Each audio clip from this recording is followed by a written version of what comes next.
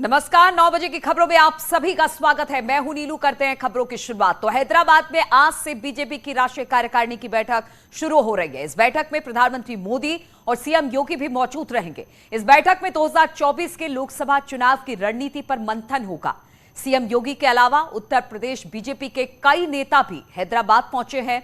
बैठक में बीजेपी शासित राज्यों के सीएम और डिप्टी सीएम इसमें शामिल होंगे। कार्यकारिणी की बैठक दोपहर 3 बजे से शुरू होगी।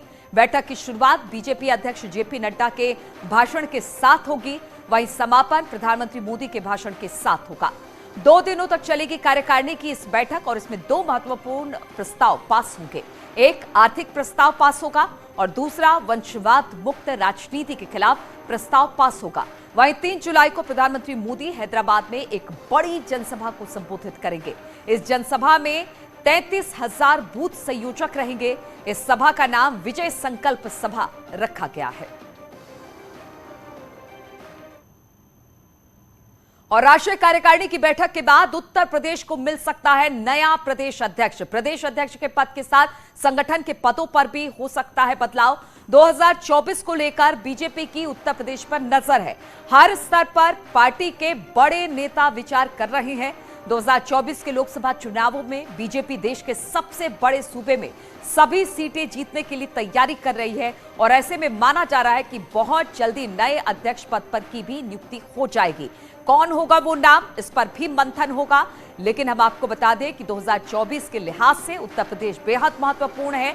लोकसभा चुनाव में बीजेपी देश के सबसे बड़े सूबे में सभी सीटें जीतने के लिए तैयारी कर रही है। इसलिए हर पद पर कौन उम्मीदवार होगा, किसको बिठाया जाएगा, इस पर भी बहुत जल्द फैसला उत्तर प्रदेश को लेकर ले लिया जाएगा। बातचीत करने के लिए इस वक्त अनूप गुप्ता हमारे साथ हैदराबाद से जुड़ आए हैं। अनूप, आज राष्ट्रीय कार्यकारिणी बीजेपी की बैठक शुरू होने वाली है। कौन कौन इसमें शामिल होने के लिए पहुंच चुके हैं, कितने बजे इसकी शुरुआत हो जाएगी और 2024 के लिहाज से कितना महत्वपूर्ण ये बैठक? देखिए नीलू, आपको बता दूं कि हैदराबाद में बीजेपी की बड़ी बैठक आज शुरू होने जा रही है। जेपी नड्डा, पार्टी अध्यक्ष जेपी नड्डा कल ही हैदराबाद पहुंच चुके हैं। बीजेपी के कई वरिष्ठ नेता पहुंच चुके हैं। आज प्रधानमंत्री नरेंद्र मोदी पहुंचेंगे, उत्तर प्रदेश के मुख्यमंत्री योगी आदित्यनाथ पहुंचेंगे, उत्तराखंड के मुख्यमंत्री पहुंचेंगे। तो तमाम जो बड़े नेता हैं उनके पहुंचने का सिलसिला जो है हैदराबाद में शुरू हो गया है।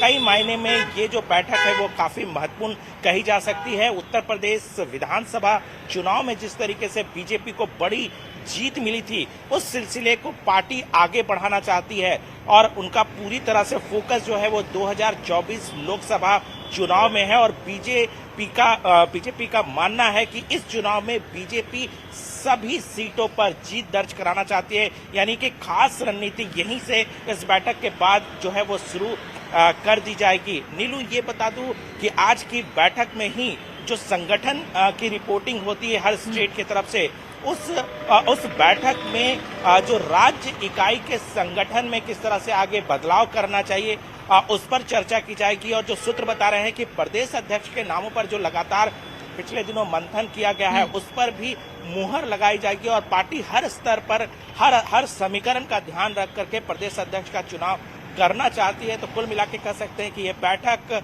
न केवल देश के लिए बल्कि उत्तर प्रदेश, उत्तराखंड के लिए भी काफी महत्वपूर्ण कही जा सकती है। बिल्कुल। और अनूप, हमने देखा बीजेपी कहते हैं 24/7 चुनाव के मोड में रहती है। अभी 1.5 साल का वक्त बचा है 2024 चुनाव के लिए, लेकिन अभी से मंथन और चिंतन का दौर शुरू हो गया है और इसलिए राष्ट्रीय कार्यकारिणी की यह बैठक बेहद महत्वपूर्ण हो जाती है। और ऐसे में प्रधानमंत्री मोदी एक जनसभा को भी संबोधित करने वाले हैं 3 जुलाई को, ऐसी खबर है।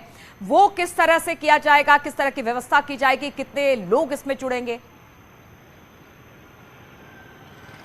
देखिए नीलू, आपको बता दूं कि इस कार्यकारिणी की बैठक के आखिरी में तेलंगाना में प्रधानमंत्री नरेंद्र मोदी की एक बड़ी जो है जनसभा है, विजय संकल्प सभा इसका नाम दिया गया है।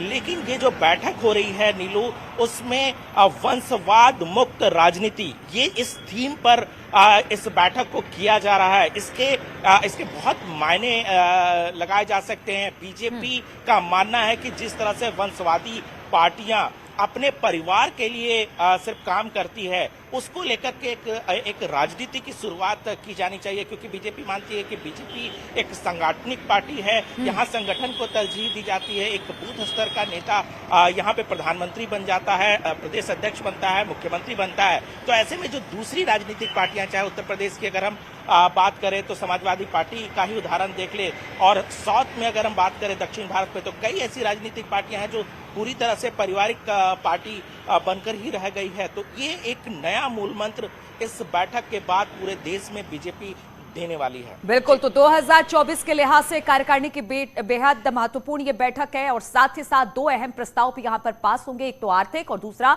वंशवाद मुक्त भारत। चलिए, इस पर हमारी नजर रहेगी। अनूप, आपसे आगे भी इस पर अपडेट लेंगे। फिलहाल बहुत बहुत शुक्रिया आपका हमारे साथ जुड़ने के लिए।